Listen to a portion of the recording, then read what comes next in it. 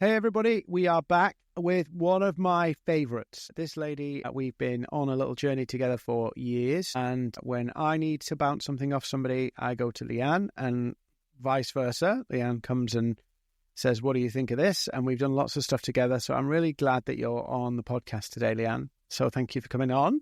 Thank you so much for having me on, Dean. And that's very, very kind of you to say, because I think of you more as a mentor to me than the other way around. So I've never really heard you say that. I'll pay you for that later. Totally unsubscribed, yeah. So what am I going to say? So what I thought we'd do is, I know you're coming to Growth Titans, which is the event we're building year on year, and we'll talk maybe a little bit about that later. Marketing people, you can wait for me to talk about that. What I thought, and this is totally unscripted, is you've obviously had to build your business up from zero, and you've done it yourself. And I know there's a lot of people who listen who are in that scenario, maybe earlier on, maybe they've left a corporate job or corporate role, and they're building their business and they're a couple of years in. Sometimes like, you know, when you start, you have this enthusiasm, the passion, and the excitement. And then once you get out of the year one, the reality starts to dawn. Can you share a little bit about your experience of starting that business, you know, the excitement, and then the kind of years of where you've had to kind of push through some of the challenges? And dig deep. There is a cycle to it, and I think, if you prep yourself for the fact that there is a cycle, because as you're starting your idea, you're in that exciting phase, talking about it, eating, sleeping, breathing it, building it, and writing your lists, doing your plans and all the strategy and everything else. And that's what I call like the pie in the sky phase, because it looks great on paper. The reality is that when you start to build it, it never quite works out the way that you've planned it on the page. So I think if you start a business and you know that there is going to be iterations of whatever you want to be building, that's a good place to start. I think putting a really good team of people, and mentoring being one of them, like a really good team of people that trust, have done it before you, can kind of, walk you through the like tricky phases of starting a business, then I think you're already off to a good start. And I think they say like 90% of businesses that start don't make it after, in the first 5 years. Like 90% of businesses that start fail. So the more you can do up front to actually protect yourself, to build that plan, to have people in place that can help you, the more successful you will be. And believe me, it is a journey. It's starting out with excitement, with passion, with energy, but very quickly it can become painful, stressful, worrisome, hand to God, everybody that starts a business, I really hope that you can be successful. And some people are too successful too quickly, and that also presents a set of challenges and problems that you need to be working through. So I think getting really clear at the start of your business journey and understanding what you want to build and what your exit plan looks like before you've even started, and I know it sounds crazy to say that, is probably the best piece of business advice that I could give to someone. Yeah, and we've had this conversation, and I've had this conversation with you, and I think you've had it with me about, like, often people start a business because it's more freedom than a job.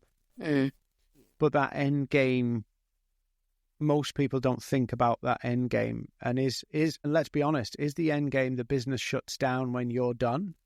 Yeah. Is it something you're going to sell? Or is it something you're going to kind of like pass down? And that's really like the big mystery of, because often you get started with, I'll tell you a funny story, right? So I don't know if I told you this, but when I started, I was like, oh yeah, I want to build this to like 50 million and do all of this stuff. And, let's build it. Let's get to 100 people. Let's take over buildings and all that kind of stuff. And then I hit my forces and went, I don't want to do that. That's really what I want. Yeah. And as you know, I want to go to Miami.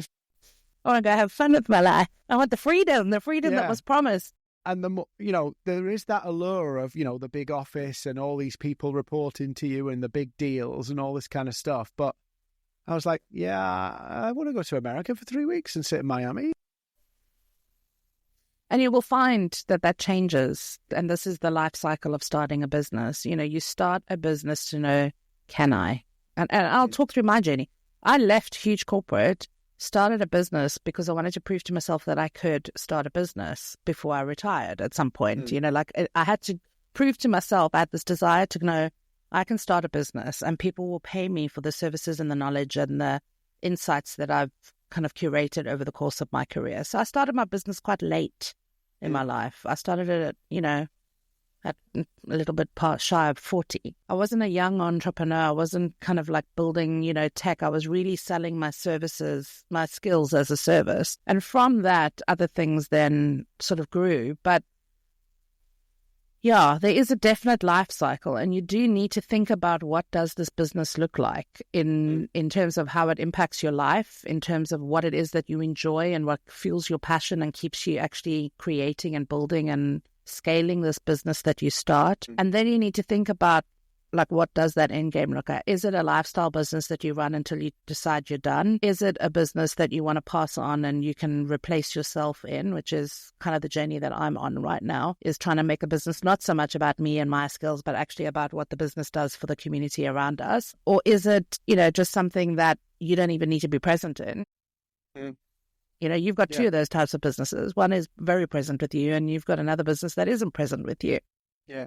So really thinking about that structure and that strategy of what your business looks like and how you're going to scale it early on in the journey before you even leave your job is probably one of the biggest things that I would think people need to be looking at.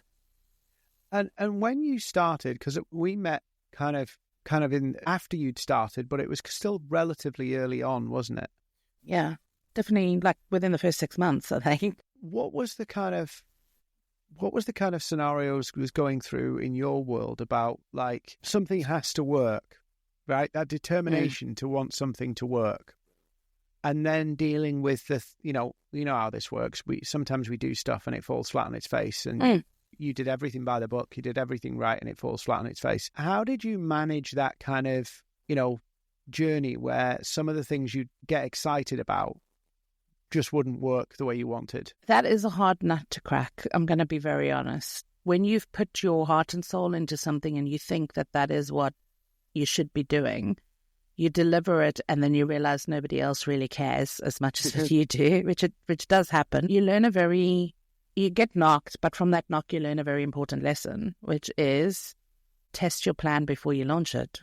So you and I have actually had this conversation before, because you and I work very differently. I will go and test the plan, ask 1 million people, give a freebie away for them to test it, see if there's interest, and then I will build it. And you kind of like run it and build it and then work it the other way around. Both ways works, but I've learned my way because I got knocked hard with things that I did that didn't work. And you've done your way because you haven't had the same experience as me. So there is no right or wrong way to run a business. It's your experience and life knocks that get you to where you are as a business owner. Yeah, I guess it's figuring out which way works for you. And for me, it's like, we're going to try 10 things, 8 of them are going to suck and we'll never do them again. Yeah. But we find something, we land on it. And then you scale it. My problem with your version is even if I got all the research together, I wouldn't be able to make a decision on the data. Do you know what I mean? I'd be the kind of go, well, we still don't know which one works. Because the data doesn't actually always reflect as well, to be honest. And that's the point when, as an entrepreneur, you need to trust your gut. Yeah. There is no science behind it. It is trust your gut. But how do you get, like, I have this with clients sometimes when we're, helping them, like, for an example, right? It's really difficult on LinkedIn to kind of talk to multiple audiences at once. Because they have different needs, different things, flip their switch, all that kind of stuff. Yeah. And I'm saying you have to pick an audience to go after, because otherwise, if you start talking to multiple personas, you're going to end up where a lot of your messaging just falls flat. Yeah. And you can see that a lot of the people business owners can't make that choice. They don't know how to make that choice of which one. And there is a lot of decisions where you kind of have to make choices without any data. And I know that doesn't sound very smart, but you do, don't you?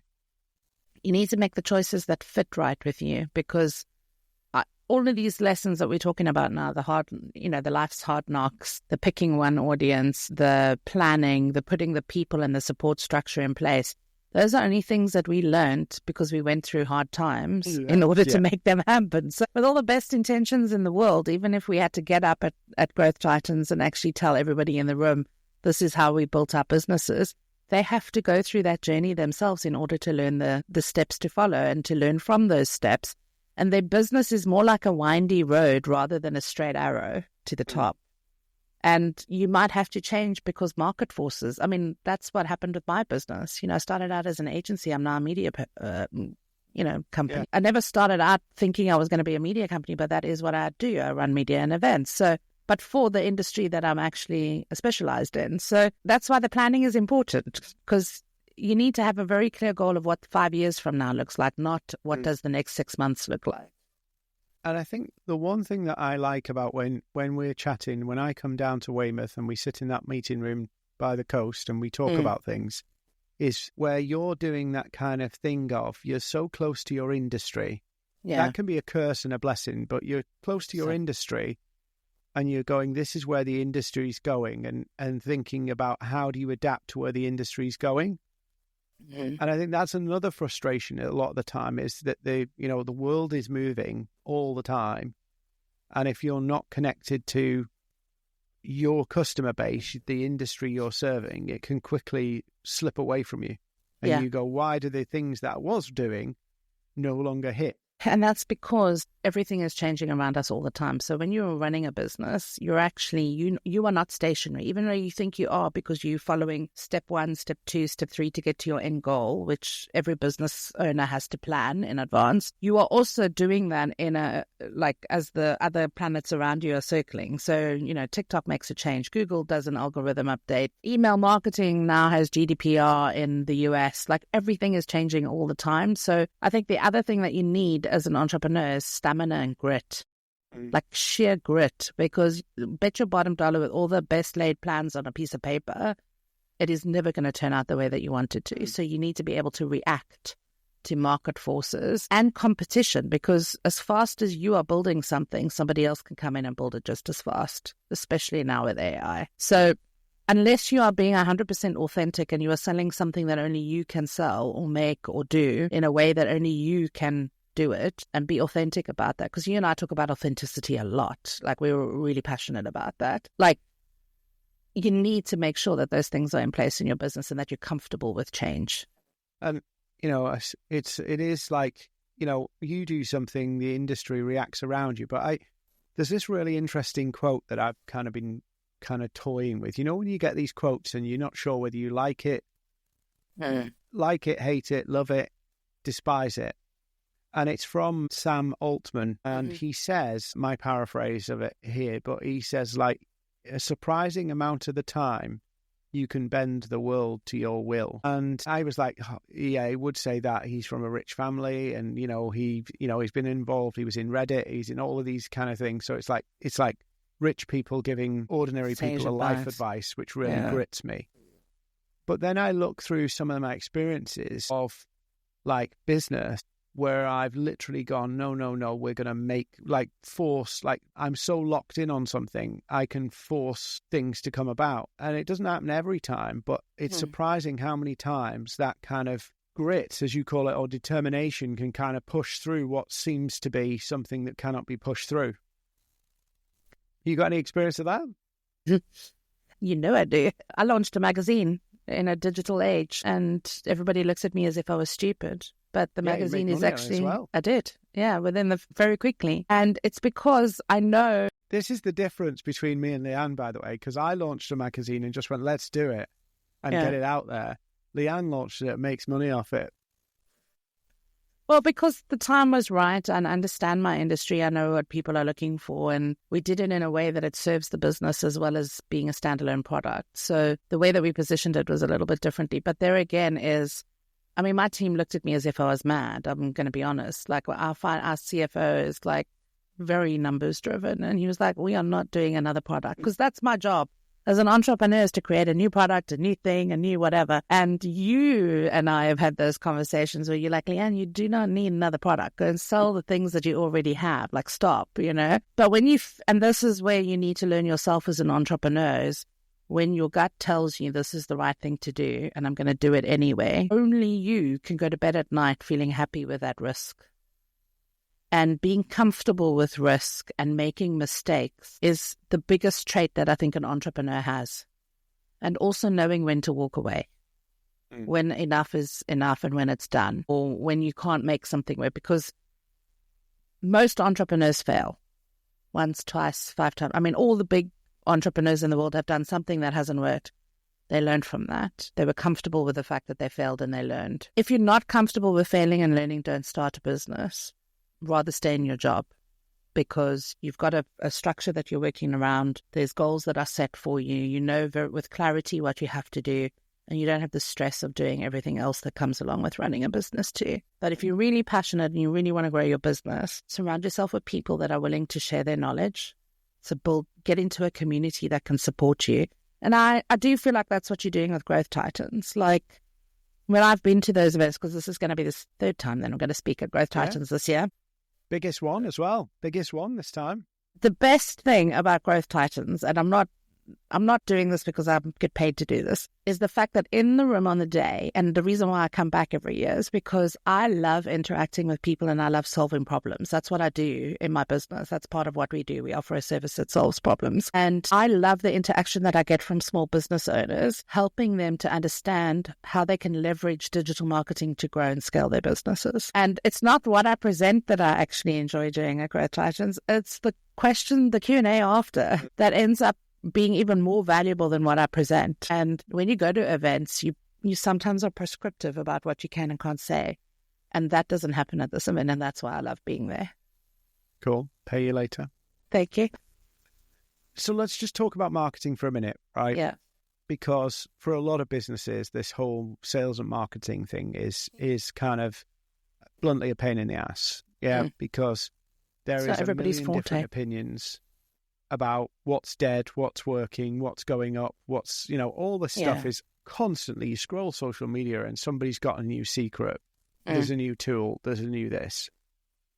You've been, to various different elements of the marketing industry for a long time. How do you manage that whole kind of hype machine and not getting sucked into the next big thing? How do you manage that yourself, and how have you seen that? Do you see that even?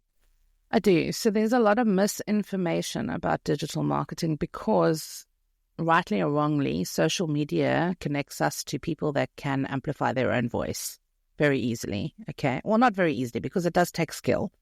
And the trick is to read through the bullshit.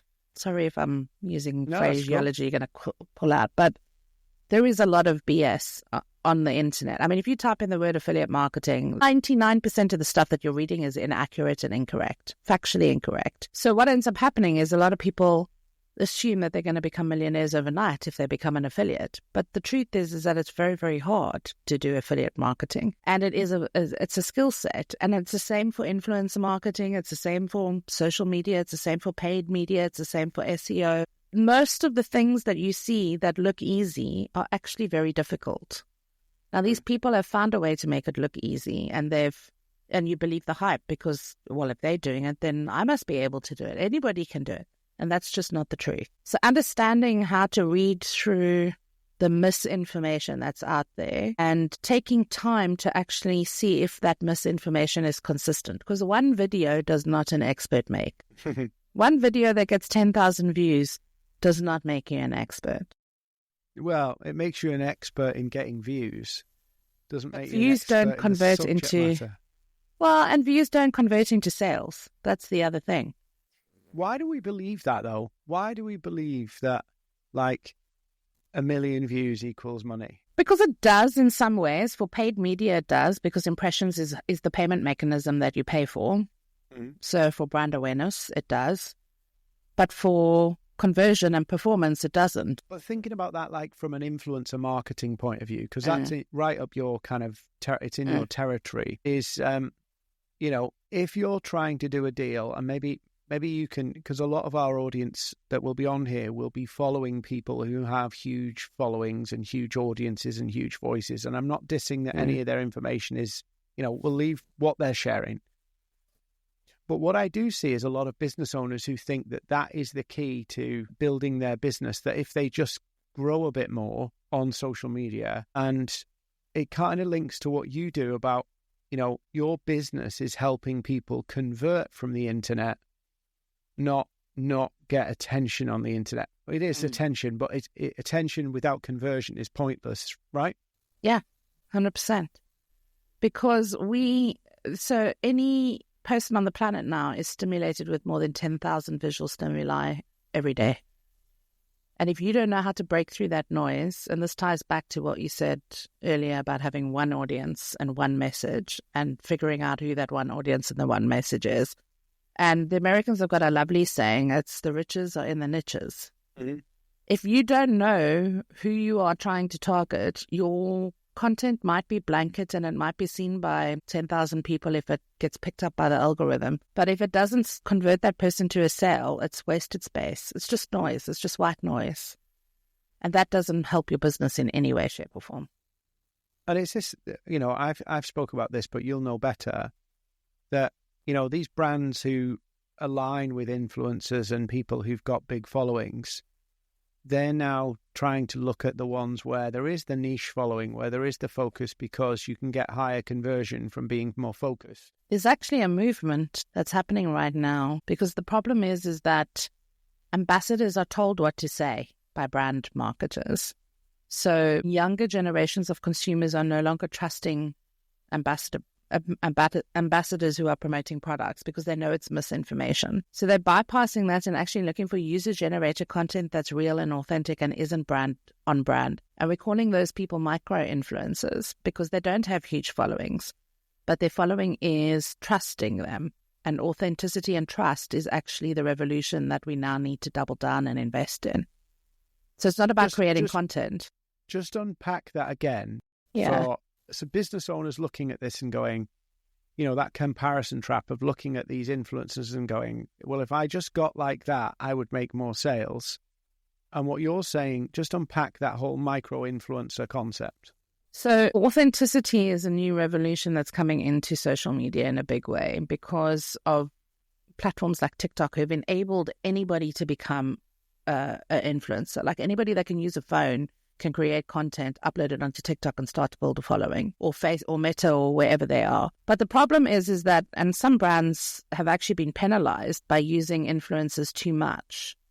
If you look on the internet, you can probably go and have a look at some of the kind of negative reviews about how consumers are viewing some brands that constantly use influencers in order to upsell their products and services, to the point that it's become a negative thing. Now they're needing to use their own customers to counteract that negative PR that they've created because it's not authentic.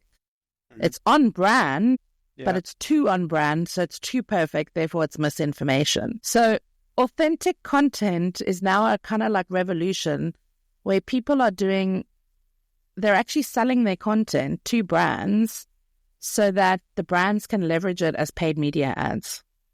They're not actually being paid as influencers anymore. They're now going, I like this mouse. This is the mouse that I like for working in my computer, and this is why I like it. But they're not actually saying it's an Apple mouse or a Microsoft mouse or a Sony mouse or a whatever. And so what they're doing is they're creating content about why they like this product, and they're not being told by the brand marketer what to say about the product. They're doing it themselves. So it's authentic content. And then what they're doing is instead of posting that onto their own TikTok channel, they're actually selling the content to the brand and saying to the brand, now you can put this anywhere, like Shutterstock, but for video. And what we're seeing is that this flood of authentic content is coming into the marketplace and consumers are engaging with it. So it's almost like Influencer 2.0 or Influencer 3.0. If you want to think ambassadors were first, influencers were second, which were just normal people, not supermodels. And this is like the third revolution of content that's coming out in terms of user-generated content. So authenticity kills brand awareness, like hands down every time. Authentic content is going to get you more sales when hyper-focused and niched down than brand awareness marketing will. So if somebody's listening to this and maybe they have been straying off topic or they've been struggling to do it, just give them kind of they're not an influencer in that sense, or just give them some kind of things that they should be kind of writing down in kind of cast iron that they're not going to do or they are going to do. What would be your, when they see these posts blowing up and theirs are not blowing up, what would you say is their advice to them?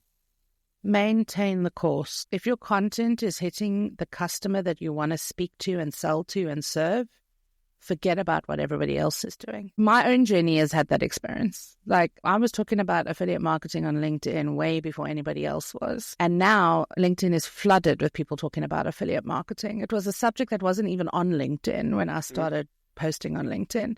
And yes, new content is exciting and it's interesting, and there's people with different angles and lots of different viewpoints on how affiliate marketing should be working. But people still gravitate towards me because of who I am. People buy people. My content is consistent. It is the same. It is useful, insightful, valuable, and it's free. And that has always been my mission, is to help the world do affiliate marketing better. And so we do that in different increments, in different stages and at different levels, depending on where you are in your business journey and how much or how little information you need. But our content has always remained the same. And so it becomes trusted. And through that, and it hasn't been a quick process, it's been 5 years since I started this business, but consistently for 5 years, on the same days I post, on the same days I email, on the same days I, kind of leverage my content and share it. And that has successfully grown my business. So who cares what anybody else is doing? Yeah. Forget about what everybody else is doing. Focus on what you do best and nail down that niche, because those niches are the bits that are keeping your business propelling forward.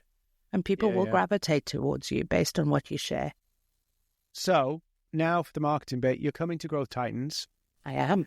What are you going to be talking about in May? So there's a big movement for businesses to think about partnerships. The partnership economy is expanding. There's incrementally covering everything from paid media to influencer marketing to affiliate marketing to partnerships to B2B partnerships, even businesses leveraging each other's first-party data and doing collaborative things. And what I want small business owners to understand is that this is also a channel that's open to them. The way that they leverage the channel and when in their business life cycle they leverage that channel is something that I'm going to be talking about and teaching and helping them to understand how to create a simple blueprint that will actually work for their business, no matter what industry they're in. So it's really kind of high touch, getting to the nuts and bolts of, is this a way that I can expand my business and how do I do that? Here's the roadmap.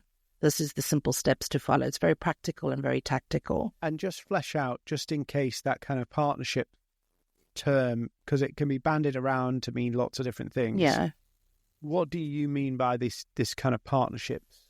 To me, a partnership is something that works for both parties. So understanding what that middle ground is with whomever you are working with and making sure that the partnership is set up for success, because there are mechanics that need to happen. Like any business contract, any agreement that you get into, any consideration for working with other people, all of these things need to be kind of structured. Otherwise, they're just doomed to fail.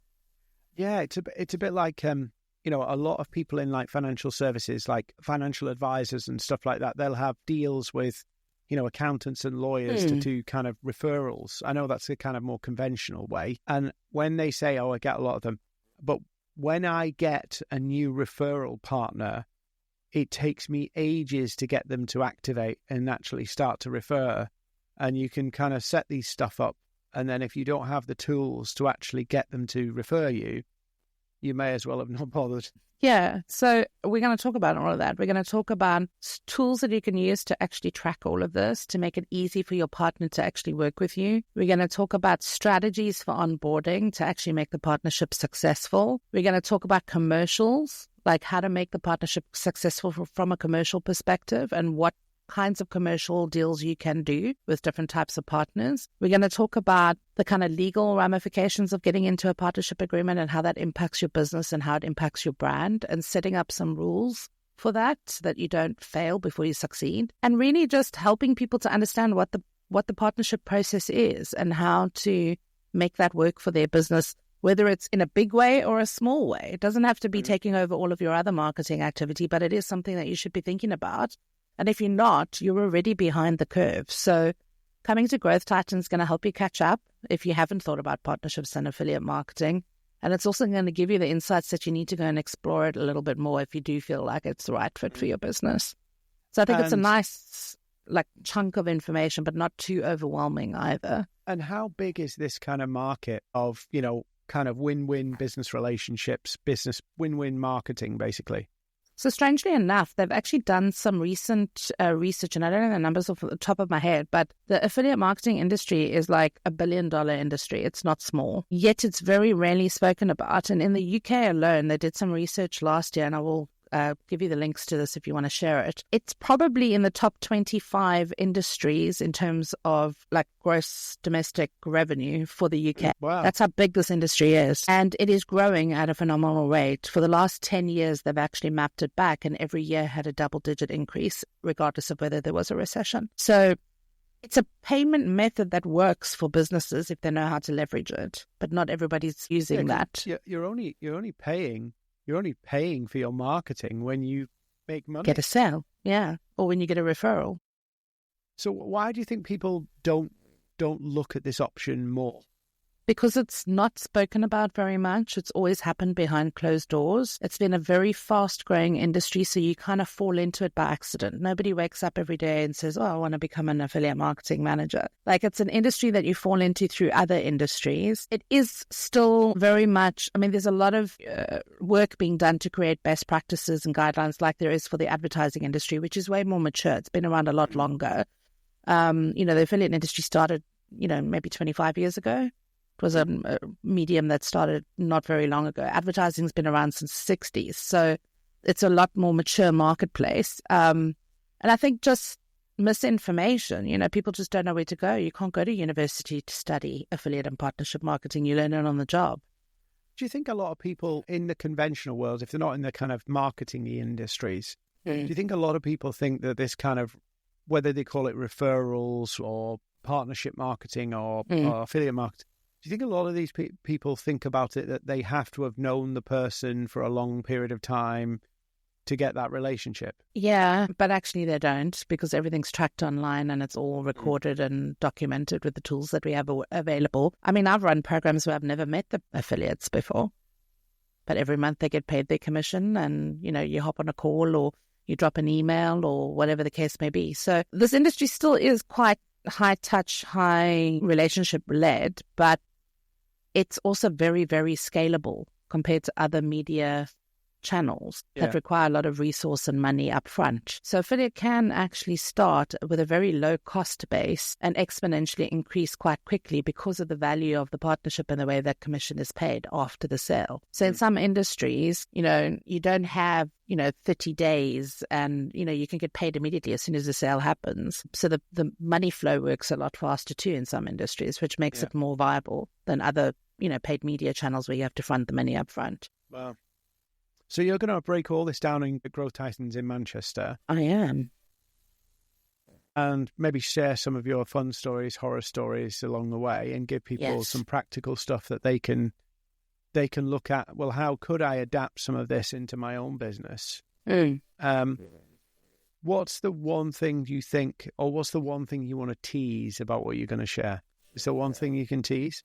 I think the one thing that I want to tease is the fact that it's not complex and it's not difficult. So if you've been a little bit overwhelmed by what you've read and seen through all of the misinformation that you generally find when you type in the word affiliate marketing anywhere, whether it's in Google, YouTube, or wherever, I think the other thing is to keep an open mind and think about how you can leverage how this channel works and performs to make it fit your business. And if you're not sure how that is, ask the questions, because I can do that. And in the live session, I can help you to understand where and how to leverage partnerships and make sure that it is, viable for your business before you spend a lot of money trying it and failing, or investing a lot of money and maybe not being at the right life cycle stage in your business yet to get partnerships to work for you. Because that's two of the most common things, the failures, is you either started too soon and you're not quite ready to actually support it and then it fails, or you invest a lot of money and you haven't got a clear blueprint and plan of why you should be doing it, and then it fails. So we're going to try and kind of address those two failure points to make sure that you can avoid that. Awesome. And then in July, you've got your event, haven't you? You've got Elevate. So we run an event called Elevate Summit, which is for SMEs, particularly in the e-commerce and SaaS industry. So if you've got tech a tech or a tool. We actually run an event, which you've spoken at, which I'm very grateful for, to help SMEs just understand what's happening in digital marketing as a whole. So, where should I be spending my budget? What are the things that are changing? How can I, as a small business, grow and compete with some of the competitors that are in my marketplace without having to spend huge amounts of money on consultancy fees? With big agencies, you're going to get all of that in 2 days for the price of one ticket. So, and it's a really nice humanistic event. Like, people really meet and have meaningful conversations at this event, and they get to kind of take stuff away and implement it. So you know me very well, right? So I don't do social occasions, but at your event, I'd had so many cocktails in the networking bit. I was talking to absolutely everybody. Yeah. And then ended up on the TikTok thing. Yeah. Spinning round doing TikToks, holding cocktails. Yeah. And you introduced me to TikTok there as well. I did. So yeah. It is an event where there's a lot of people there. So if you want to network with the right people, they're all in Leanne's event in July at Elevate in London. So go and Google that and check that out as well. Leanne, it's always a pleasure. Thank you. It's been an absolute pleasure to be here. I think the next time I'll see you, it'll be in Miami. It will. And I cannot wait. So, yeah, we'll have some downtime and that'll be fun. Although we got 2 events whilst we're there. No rest for the wicked. I mean, if you're an entrepreneur, you are constantly working it. Just think, I could have been sat right now in my huge office with a marble desk and 100 staff doing 50 million, or I could be sat recording a podcast in my little office, counting down the days till I get back to Miami Beach. Exactly. Which would you prefer? For me, it's the latter. Miami Beach. Exactly. Awesome. Leanne, I'll see you all soon, and I'll see you soon. And thank you, everybody, for watching. I'll put Leanne's socials on here, so go find her. And it'd be great to see you at Growth Titans in May in Manchester. And you're awesome, Leanne. Thank you. Thank you. You're awesome too. And I can't wait to meet all of you listening in Manchester as well.